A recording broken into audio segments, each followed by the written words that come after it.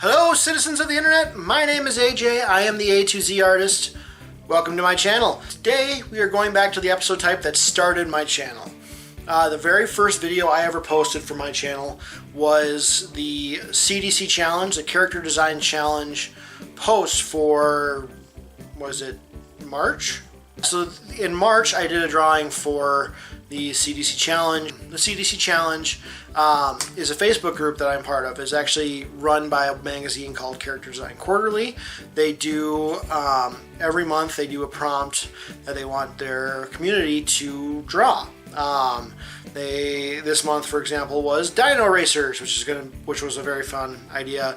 Last month was Final Fantasy, so they wanted people to redesign Final Fantasy characters, or just, in that case, draw Final Fantasy characters. The month before that was Surgeons, and the month before that, the one that I actually participated in for this channel, was Norse Gods. It's a fantastic challenge every single month. I love the chance to go through. First off, it's nice to have a prompt just to tell you what to draw every month. That's just fun and makes your life a whole lot easier. And also, it's great to be part of an artistic community in that way. It allows you to branch out and see what other creators are doing and around you, like bounce ideas off of each other. Even if you're not speaking to them, it's great to bounce those ideas off of each other. So as I said, this month's theme was Dino Racers. And if you've known me for any length of time, you know that I was a huge dinosaur guy as a kid. I don't think there were many that weren't into dinosaurs when they were a kid. I mean, when their name is translated literally, it's thunder lizards, which is kind of awesome. But my obsession was a little bit greater than most. My parents like to say at the age of 4, I knew the name of every single dinosaur that was ever lived. First off, that's a fallacy. They're horrible liars. Secondly, if I did know all the names of the dinosaurs back then, it's changed a lot since then. So I haven't been as big into dinosaurs as of late, but I love movies like Jurassic Park and Jurassic World. Anything to do with dinosaurs just has always been exciting for me. So this prompt was up there. Like, this is one of my favorite prompts ever, and it actually sparked a really fun drawing, like, exercise idea. Like, I want to expand on this world that I started building in this one. You'll notice as the video goes on, I only did one drawing for this week, and that's kind of sad considering I got this video out late. My illustration, I went a little bit overboard. I think there are things I need to learn from that, but it was a learning experience in a lot of ways, and I'll go through that when I get into the video. But I don't know, it was still fun. I still really enjoyed this process. I'm sorry the video is late, but I'm happy with the result. I'm going to probably do a video in the future, next couple of weeks, where I do part 2 to this, because I really love the Dino Racers, at least the first one I developed. I have ideas for others, and I want to kind of do a world building exercise with these characters. If that sounds interesting to you, let me know down in the comments. If you like this video, hit the thumbs up button, hit subscribe if you like my channel. I have a question of the week that I'll have at the end of the video, and so I want you to comment down below with that, as well as my question I just asked. And without further ado, let's get into it.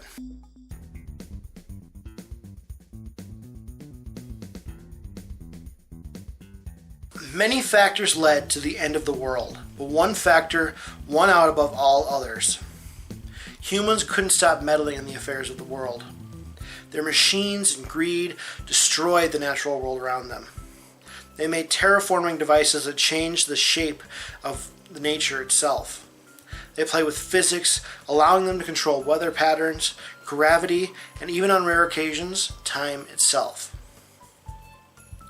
But their greatest crimes involved their advances in genetics.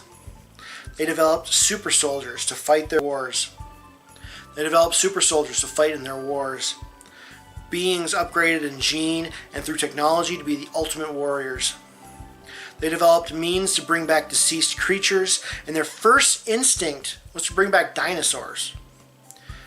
Film has proven time and time again that would be a bad idea, but they still did it. Using DNA from fossilized bones, they brought these creatures back, bred and trained them, and almost immediately sent them into war. Eventually, their wars, their manipulations, destroyed everything they ever cared about. Now humanity lives in a post-apocalypse, overrun by corporate greed, Most of the world is wasteland, filled with deserts or thick, savage jungles and very little supplies for basic survival. Not only that, but humans have to contend with millennia-old creatures, dinosaurs, roving the wastes in search of food. Only the poorest of the poor live out there. Meanwhile, those with power and money live in domed cities, pristine, clean civilizations overseen by the corporations. The only way for an out-of-towner to find his way into the city is through the Thunder Beast Rally, a gladiatorial tournament meant to separate the best from the rest. The rally is a multi-legged race through various biomes designed by the corporations. Competitors are forced to race through these differing terrains, doing whatever they can to knock their opponents off the path. This year there are 3 noteworthy competitors, each with their own reasons to join the fold. One was born in the wastes, knowing nothing else but savagery and survival. He wants to find his way to a better life. This is his story. The others, though, are just as important. Another was a citizen of the cities, though she was exiled for the greatest crime a corporate agent can commit, owing a debt.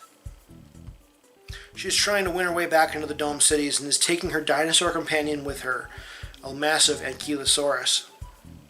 The third competitor is an outlier, to be sure. No one knows what their goals are. They don't even know their gender or if they're even human.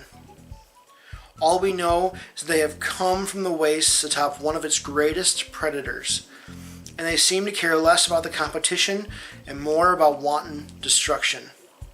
These 3 unlikely souls will become something of a team in the races, defending each other in the days-long events. But with hundreds of other competitors gunning for them, can they hope to survive? The first competitor is named Richard, or preferably Rich. He is a survivor. From the day he was born, he has spent his life out in the wastes.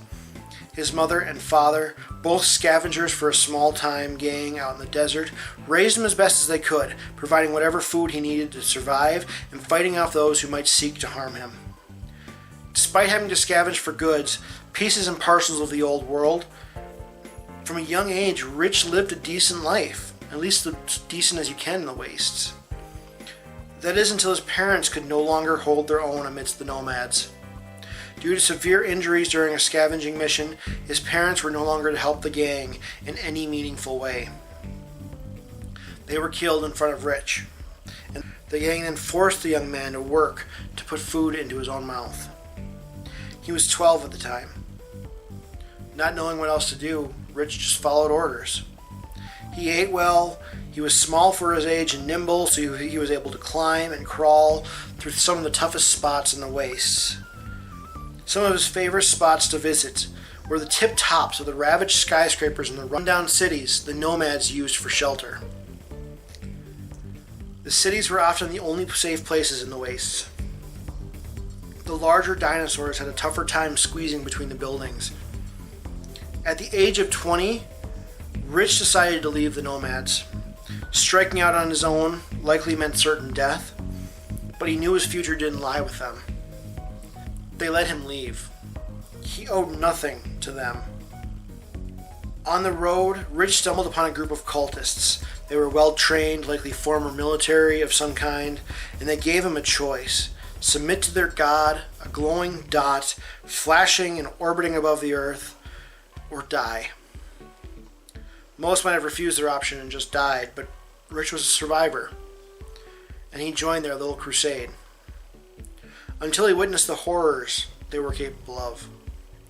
Not only would they sacrifice humans to the flashing light, they would also sacrifice baby dinosaurs, supposedly abominations in the eyes of their gods.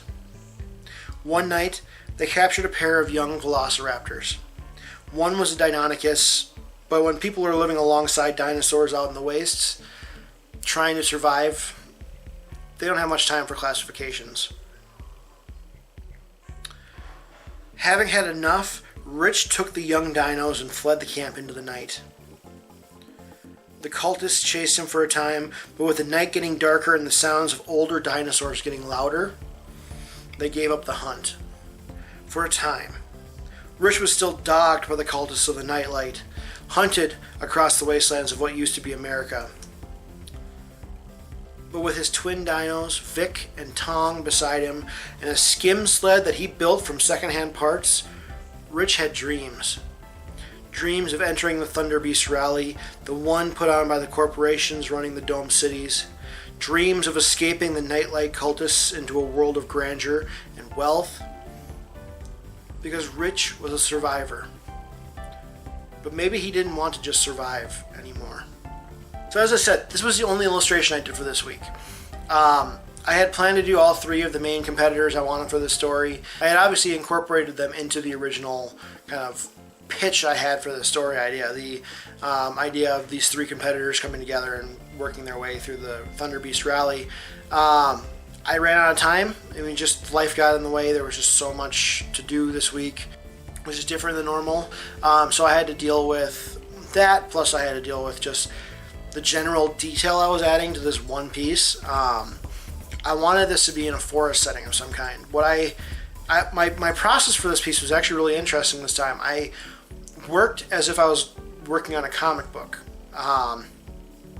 I wrote out a script for myself, which was the story I just read to you, but I also wrote out a pitch idea. I wanted to express in words what I was expecting out of this piece. You know, I was put down, Rich is in a forest scene, being pulled by his two raptors on a sled, taking a corner, kind of thing. That was pivotal for the direction this piece took, because I was able to just kind of ease myself into working. I was able to ease myself in and I knew what references I needed. I knew what type of landscapes I needed to study and stuff like that. I knew the type of poses I needed to look up, and that was perfect. I cut out the time in the middle. It increased the amount of time I had at the very beginning of the process. I had to work on developing these characters in my mind and with my writing first off, but that was worth it, I think. I mean, this piece I feel is a lot stronger for that reason, and I don't know, I was really happy with the results of that kind of process. I think I'm going to keep playing with that. I mean, the idea of just pitching, doing a kind of quote-unquote comic book pitch, like character A is in certain pose doing this thing in this setting, and then I'm able to I have a direction of where I want the thumbnails to go. It's a lot less overwhelming than the just vast amount of ideas you can have if you're just going into idea. I want to draw a dude with two dinosaurs. You know, like that is too much possibility. Whereas what I did this time, it gave me a direction, and I think that was so helpful in the long run in this piece. I went with, for my designs, Rich is okay. I like Rich. He's got kind of an interesting overall design. I really like the dinosaurs. I went with much more of like the kind of modern reality of what people are thinking dinosaurs probably looked like, with the very heavily feathered look. I mean, they almost look like they're furred in my version just because they're so feathered. And I went with more saturated colors than I was expecting, just because I wanted them to stand out. I mean, this very heavily green scenery didn't really lend to them standing out if I was very unsaturated, even though they're very different colors from the background. They kind of blended in too much. So I bumped up the saturation, made them a lot brighter and stand out more. And yeah, I mean, it was fun developing these dinosaurs. I don't think I've ever drawn dinosaurs since I've actually legitimately tried to study art. I drew dragons. I've drawn dragons for this channel, but I've never drawn a dinosaur. So that was a lot of fun to try and figure out. Velociraptors have a very unique body structure, so it was kind of hard to kind of delve into that and figure out what worked and what didn't. But overall, I think they turned out really well. And overall, I think this piece turned out very well. I mean, I spent more time on it than most of my other pieces. It took me 8 hours to do this entire piece by itself. That was mostly for the rendering. That took forever because I had trees and grass and everything to render, as well as the three characters. I think overall this piece turned out much cooler than I thought it was going to. I talked about in my last video how I struggle with landscapes, and I'm still obviously struggling with it. I think I took some great steps this week with just the inking process and drawing out leaves and stuff like that. I mean, just the amount of detail I've added in this. I still have a lot of room to grow because you can see I started out adding in a background, complete background behind Rich, with where I have the white kind of bar with the colored rectangle behind him. The reason I did that was because I was getting too detailed. I was taking focus away from my main character, my main focus, which was the two dinosaurs and the guy. That caused issues. Plus, I just wasn't able to get it to look right. I couldn't push the distance. So I decided to scrap it and go with that simple white background that I use for like my Disney Wars pieces. I also played around a lot with the rendering.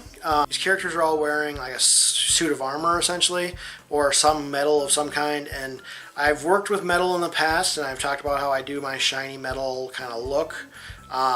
I just shade in a darker line and I do a really bright line next to it. But kind of studying metal, I'm not doing as much of the actual like legitimate rendering, like getting a light spot and then putting the really bright speculars on top of that. This time I went in and did like 3 different passes of highlights on the metal. I think I got to be a little much in some spots. I kind of think I overdid it. But then again, I always think I overdo metal. I don't know. I'm still working on trying to get that to look right. But I think I made some good strides in this one. I think overall this piece is one of the better ones I've done in a long time. It definitely shows my weaknesses, but it also shows where I've kind of started growing.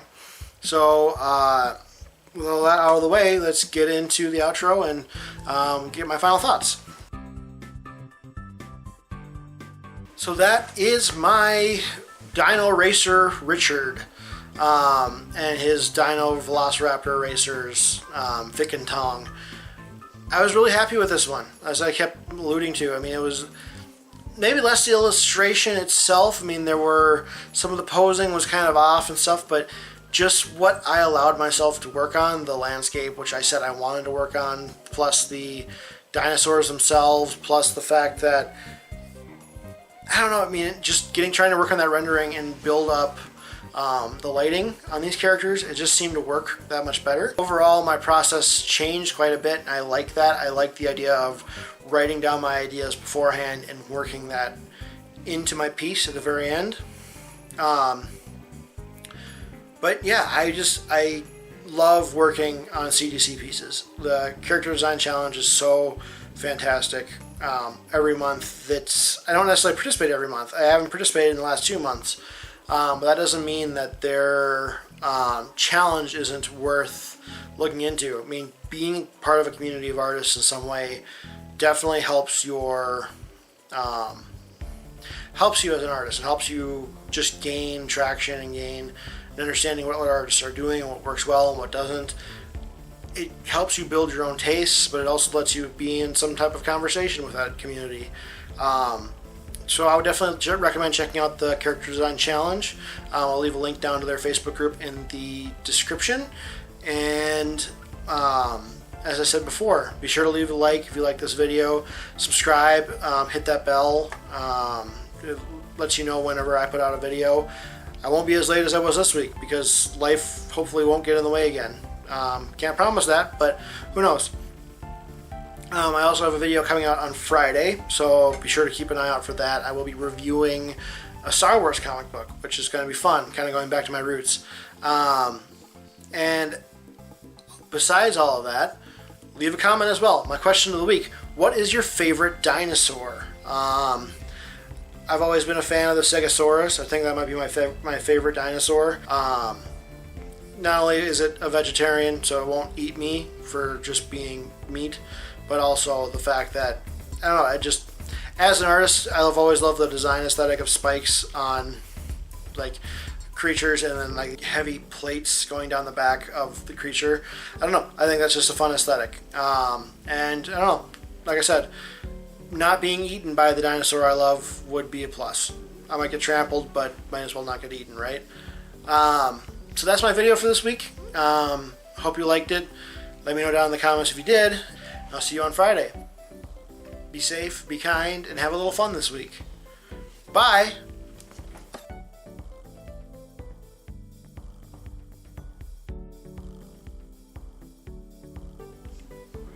I've really been doing this for 3 months? Holy crap, that's awesome. Yeah.